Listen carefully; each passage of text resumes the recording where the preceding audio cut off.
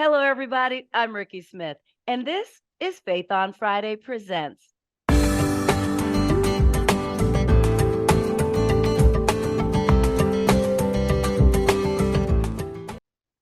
Here at Faith on Friday Presents, we want to make sure to highlight inspiring people, engaging topics, and small businesses. And we want to make sure that that happens every time that we come on. Today is no exception. A lot of us know a lot about Black history in theory, but have you ever spoken to a professor of Black history? Well, today I'm going to introduce you to Dr. Vincent Gaddis. He is a professor of history at Elgin Community College in Elgin, Illinois. And he's got some really interesting things to tell us, not only about history, but about African American history as well. Dr. Gaddis, how are you? I'm doing terrific, Rikki. It's an honor to be with you today. It is my joy and my pleasure to have you. Now, I know that Dr. Gaddis is such a huge, huge title, and you said that it's okay to call you Dr. G. That's quite all right. That's what my friends and students all call me. I love it. Well, I'm going all in. And Dr. you G, are a friend. thank you, sir, and I appreciate that so much. Dr. G, in this month of Black History Month, there is so much talk about history, Black history, slavery, and everything. So let's jump right in, sir. What can you tell me about Black history here in the U.S.? Well, that is a rich, complicated, nuanced question. One of I guess I would just begin with something I've been saying to my students and other people is we need to recognize that Black history is American history. 100%. That is so good. Oftentimes we get into this a kind of conceptual space that Black history is something over here and American history is something over here. And that is not true. Black history is American history. One obvious case that comes to my mind right away is the original writing of the Constitution of the United States, in which slavery, having had an opportunity to be disbanded with in the American Revolution, remember Thomas Jefferson's initial draft of the Declaration of Independence called for the emancipation of slavery. Mm-hmm. But at the Continental Congress, because of the economics of slavery, the cultural milieu of white supremacy, Wow. it was stripped out of that document. Mm-hmm.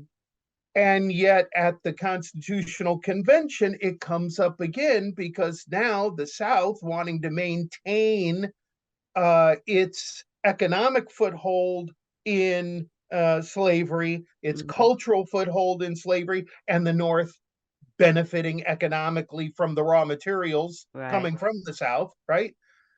Said, well, how do we maintain or create a country in which the North is quickly ending slavery and the South is digging in its heels? Right. What comes out of that is the very question of representation. Yeah. How do we apportion in the House of Representatives? And the solution to that, because there are so many slaves in the South, the solution to that is the 3/5 clause, where you and I are legally, under the original drafting of the Constitution, 3/5 of a human being. That's crazy. When you think of things like that, Dr. G, even in today's society, how that thing is still prevalent, though people don't know really where it comes from, it's kind of perpetuated going forward from that particular time.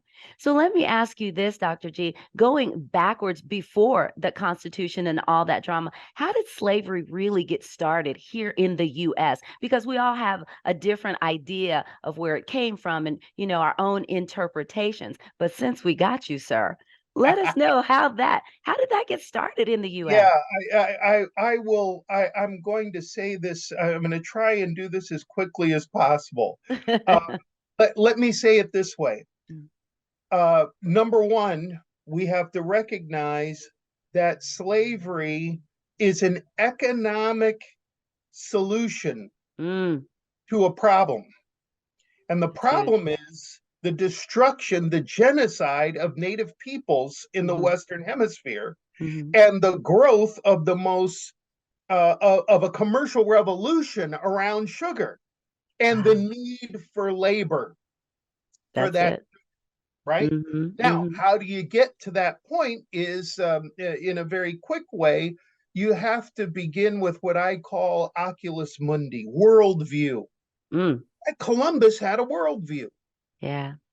And that worldview was that everything that was outside of Europe was phantasmagoric, not quite human, right? All of these Hmm. ideas.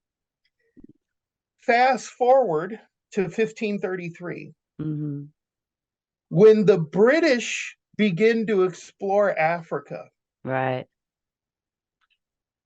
The Oculus Mundi says, how do we explain these people who look the way you look, the way Woo. I look? Hmm. And they used a word, black. Hmm. And in the dictionary today and in 1533, when you think of the word black, what do you think of? Malfeasance, dirty, soiled, Yeah. state, right? And so, Negativity. how do you explain that? Hmm. Because if we can't match the word to a definition that applies to what we see, we need another word. So what did they say? Oh, these black people, oh, they're the descendants of Ham. They were cursed by God, right? Right. So that's why they're black, which parentheses, that's completely a total misreading of the Bible, but we Right. don't have But we'll time for go that. there, yeah, later. Yeah. Now, then they said, well, the Africans and the apes are in close proximity. Mm, So then the apes and the Africans must be mating, and therefore they are not fully human. I have And never heard that before, Dr. therefore G. we can enslave I them. have never heard that before. That the thought was that the Africans and the apes were mating. Right. I've never heard that before. Now, of course, you've heard the things where, black people have tails. That was a huge thing for years and years and years. But I Mm-hmm. never heard that it came from that ideology that Right. blacks and apes were mating. Yes. Well, you have to go back to in this sort of scientific revolutionary mind, right? It's Hmm. the 1530s, right? Sure. So, I mean, the first thing that the British did was they kidnapped some Africans and they took them back to England because Hmm. their first assumption was black people were burned up by the sun. So, if we take them to England, cold, dreary, rainy London, right? They'll whiten up, We'll you get know? fixed. Yeah. Well, Wow. that didn't work. So they must be soiled. They're mating with the apes. They must be dirty. They're cursed by Wow. God. All of these things establish what is at the heart of the modern project, Mm. which is a lie that Europeans are inherently biologically superior to all other human beings. And Well, that lie mm. is the lie at the center of the modern project. My goodness. It's so disheartening, if you will, to hear where it came from. But what's for me more disappointing is again the perpetuation of it going forward. We are still living, especially in today's culture, this society, and where chattel slavery is has messed us up so much. Again, they are better, we are worse, they are superior, we are subordinate, blah, blah, blah, blah, blah. And so then all this comes in, from the 1500s. Now we've moved into the continental US, and slavery, like you said, because of sugar, has started ugly. where did it become it? And like you said, it's always been economic, right? Why and where did it become so horrendous in the acts towards blacks, if you will? Was that because of the same belief as Europeans were superior, so therefore blacks they could just do whatever they wanted, that kind of thing? Exactly. When you have relegated um, blacks to being property, Mhm. not human, you can treat them any way that you want, Sure. from capture to the middle passage to coming here. And I just want to briefly clarify one thing. Mhm. Sugar was huge in the Caribbean, where Ah, all of that's this true. really gets started, right? Right. In the Americas, it's tobacco in the Virginia, in the Chesapeake, right? In the Mhm. tide. Then it becomes cotton later, Yeah. right? In the Mhm. 1800s. Right. But nevertheless, the Mhm. brutality of slavery is rooted in the very idea of white supremacy, right? Sure. We have to acknowledge that. And th- this is the thing that you're hitting at. Mhm. All of our institutions are rooted in this lie. And so why do we have problems with police brutality? Mm. Right? Because white supremacy is embedded within the institution of law enforcement. In fact, Wow. the first federal law enforcement function constitutionally is Mhm. slave catching. Yeah. So the, it starts from there. And then when you build a modern society Mhm. around that lie and the need to perpetuate it, Mhm. this is what you get. Yeah. And then here you are. So Absolutely. now, I got to ask you this because all of this coming forward, from then to now, and you hear things like this cancer culture, Mm-hmm. I'm sorry, culture, all these things that are going on in our institutions. We're not going to teach about that anymore because I really don't know why we're not teaching history in history as history anymore. What's your take on that? Yeah. Well, first of all, the right has been very adept over the last 40 years of corrupting and controlling the dialogue, the Mm. discourse, Mhm. right? Mhm. Because critical race theory, let's take Yeah. that for an example.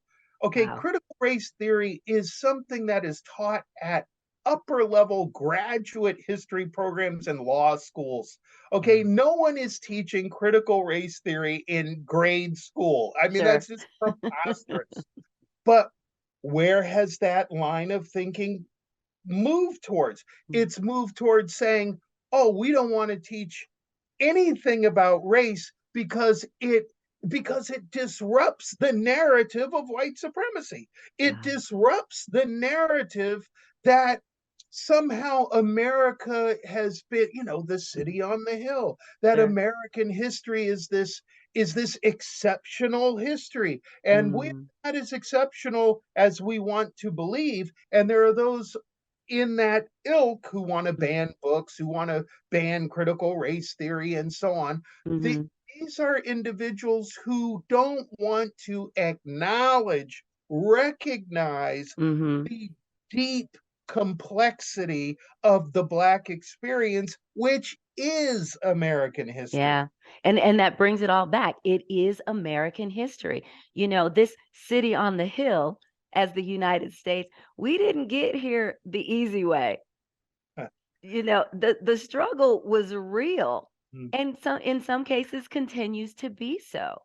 So let me ask you this, going forward, what would you say would be the best way to not necessarily combat it, but face it in a more constructive way?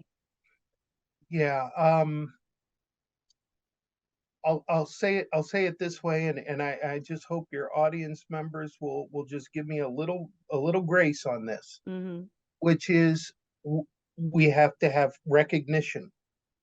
We need to recognize the actual history of this country, Mm. which is not only about being anti-black, but anti-Asian, anti-Latino, right? The genocide of Native peoples. I mean, we Yeah. have to recognize It happened. we have to recompense. There has to be some kind of way of recognizing and recompense for the damage done, whatever that may look like, and that's a Sure. discussion we can have. Mm-hmm.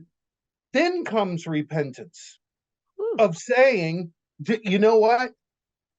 This country is rooted in white supremacy, and somehow we have to change that and be Right. intentional about it. A Mm-hmm. Truth and Reconciliation Commission, which they're trying in Maryland. But Mm-hmm. obviously, the biggest experiment of that was South Africa, Yeah. which wasn't a complete success. But I was in South Africa several years ago, and I had more deep discussions about racism with white people in one day than I Wow. had here my entire life, right? Mm-hmm. Mm-hmm.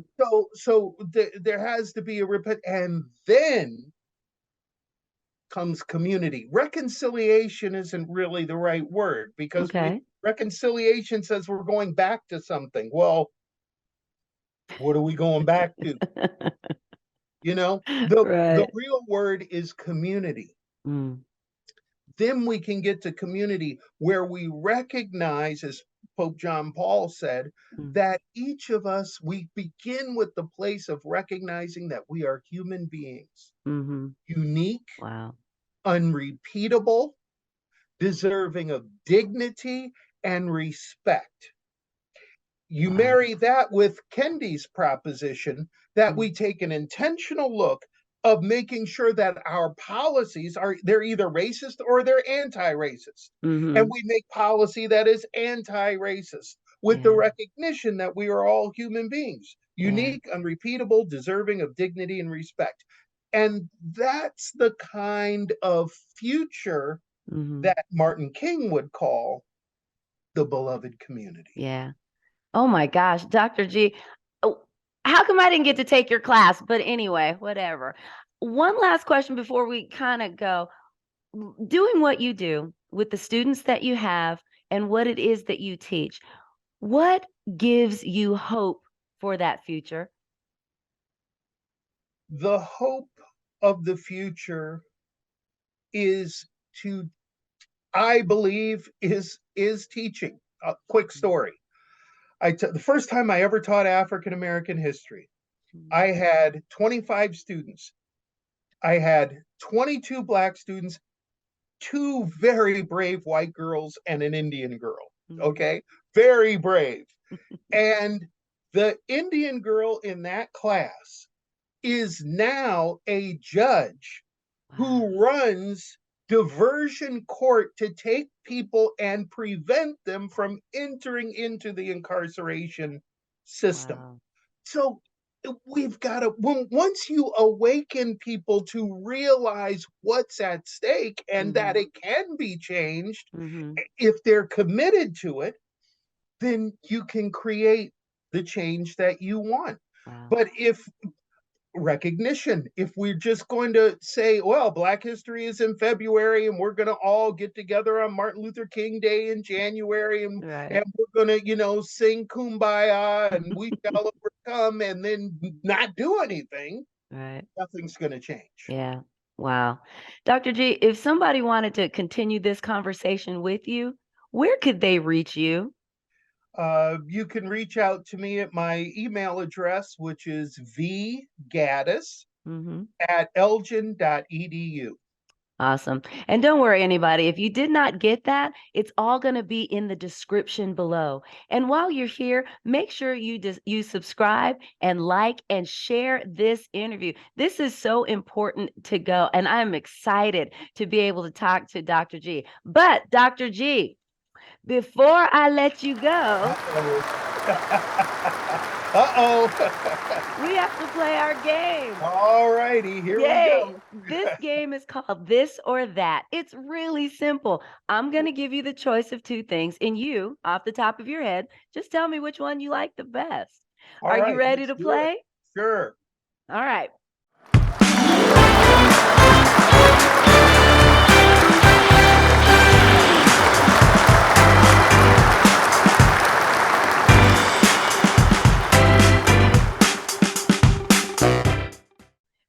Burger King King or McDonald's?